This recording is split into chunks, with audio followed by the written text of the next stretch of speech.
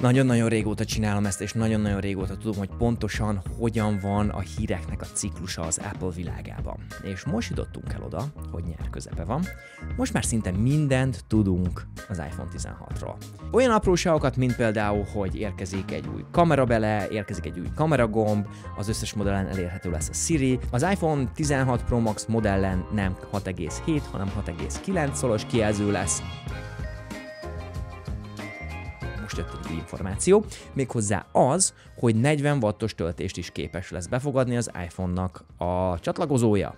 Tehát, hogyha most szeretnéd gyors tölteni a telefonodat, 20 watttal tudod tölteni az iPhone-t. Ami gyakorlatilag azt jelenti, hogy 50%-ra 30 perc alatt feltölti, és utána kell neki még egy olyan 3-4 óra, amire 100%-osan feltölti.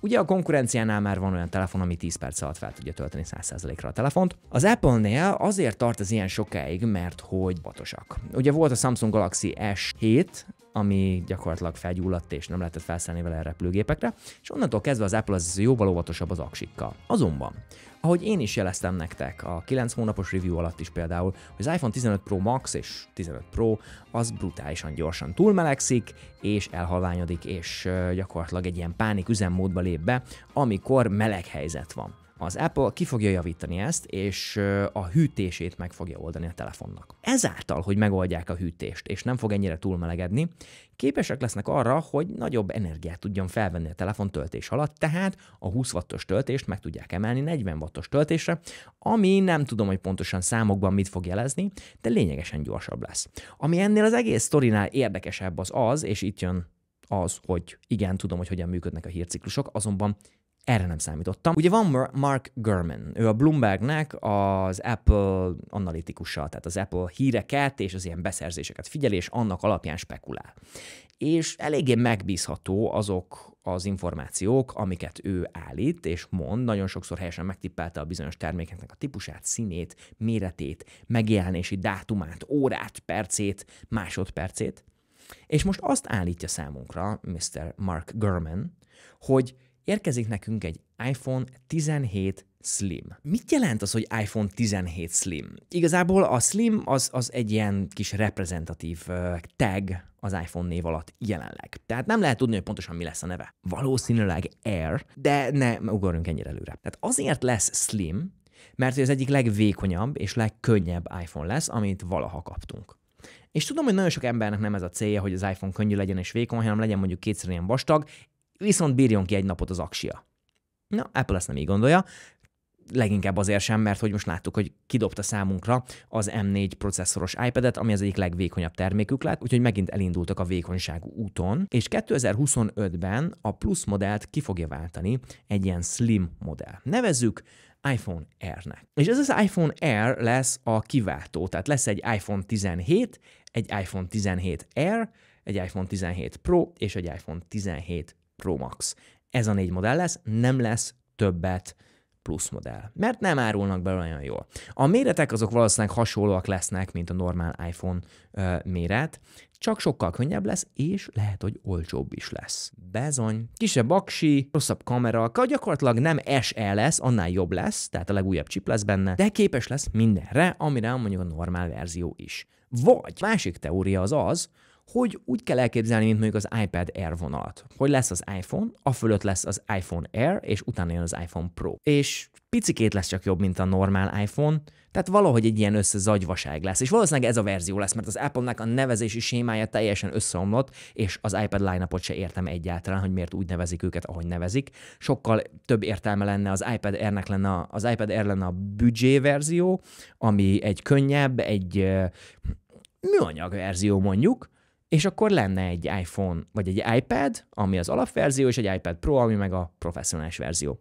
Egyből meg lenne oldva az iPad line-up, de nem így gondolták. Szóval ez 2025-ben érkezik számunkra ez a telefon, erről még nagyon sok információ lesz. Ez még csak spekuláció. Mr. Mark Gurman, Bloomberg.com, elképesztően hatalmas nagy weboldal, ahol mindenfajta ilyen pénzügyi információk vannak, és ő ott dolgozik, úgyhogy ha szeretnétek neki olyan leveleket írni, mint amit nekem írtok, hogy hát te ez nem értesz, és amúgy is ilyenkor beszélni arról, most vettük meg a 15-öt, már a 16-ról, nem hogy a 17-ről, amúgy se jön be soha, amit te mondasz, akkor azt neki küldjétek el részes, ne nekem. Továbbá, most szeptemberben lesz az Apple Watch-nak a 10. évfordulója. Bizony 10 éve vannak Apple Watch-ok az életünkben. És az Apple Watch az egy nagyon érdekes termék, az egyik legpopulárisabb óra a világon, ami hát nem nagyon változott dizájnban, gyakorlatilag 2018-17 óta, nem is tudom pontosan. Az Apple Watch Series 4 óta nem nagyon változott a dizájn. Sőt, az első verzió óta nem változott a dizájn, csak a képernyő méret változott. És nem lesz máshogy idén sem. Nem fog változni a dizájn, csak a képernyő méret fog változni, és úgy max egy nagyon picikét vékonyabb lesz. Ezzel lehet számolni. Mindemellett ugye az Apple szeret mindenfajta ilyen egészségügyi szenzort beépíteni ezekbe az Apple Watch-okba, és hát volt arról szó, hogy vércukorszintmérő, volt arról szó, hogy vérnyomásmérő is be lesz építve, azonban egyikre se kapja meg az engedélyt, vagy nem fogja tudni megoldani. Az Apple-nek most amúgy is problémái vannak Amerikában a véroxigén szintmérővel, és hát ez problémás, ugyanis az Apple Watch-ot teljes mértékben fitness, egészségvonalra terelte át, és nem a kommunikáció lényeg, nem a kapcsolatban maradás, hanem az egészség. Úgyhogy ha azt várjátok, hogy egy ilyen hatalmas nagy változás lesz, mint mondjuk az iPhone 10-nél egy teljes dizájnváltás, az Apple Watch 10-nél nem fog ez megtörténni. Viszont amiről lehet hallani híreket, hogy érkezik egy új Apple Watch SE, ami sokkal olcsóbb lesz, sokkal jobb lesz. Jobb, ez nem biztos, hogy mondanám, hogy jobb, inkább azt mondom, hogy sokkal másabb lesz. Ugyanis vannak hírek arról, szintén Mark Gurman mondja, hogy műanyag lesz.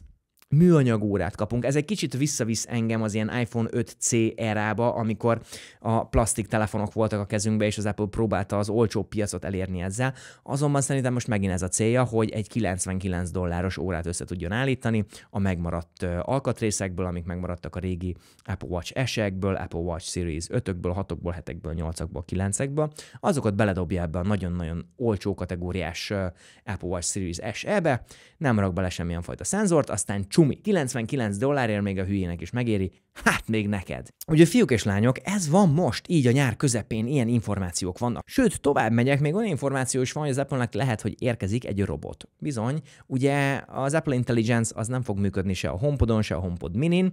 Érkezik majd nekünk egy újfajta HomePod, ami egy kis robot lesz, amin van egy képernyő. Na most nézzetek a tükörbe, nézd meg az arcodat, hogy néz ki az arcod. Az én arcom is ugyanígy nézett ki, amikor olvastam ezt a cikket, és nem értem, hogy miről beszélnek. Ez valószínűleg badarság, de hát uborka szezon van, ilyenkor mindenféleképpen kell valami hírcsorgás.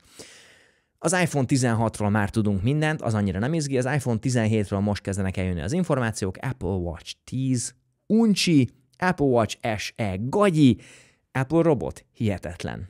Ezek vannak. Kíváncsiak, hogy ti mit gondoltok, ott van lent a komment szekció, ott találkozunk. Vigyúz, mutatok valamit. iPhonemagyarország.hu-ra felmész, és megkeresed az Apollo mágneses fonotkábelét.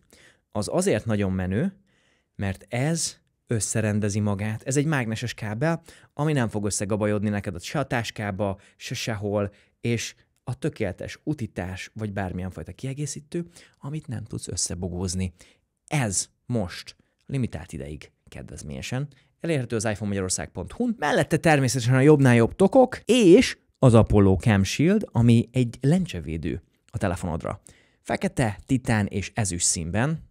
Az én kedvencem talán a fekete, vagy az ezüst, nem is tudom, az ezüst van rajta most a telefonomon, nagyon jól néz ki. De vannak MacBook tokok, MacBook kijelzővédők, minden, ami kell. Csekkoljátok az iPhonemagyarország.hu-t, a termékekre kedvezmény van alapból, és az én kuponkódommal most kaptok még további 10% kedvezményt. 24 órán keresztül. Úgyhogy Apple Pie 10, használjátok ezt a kuponkódot, iPhonemagyarország.hu a weboldal, csekkoljátok.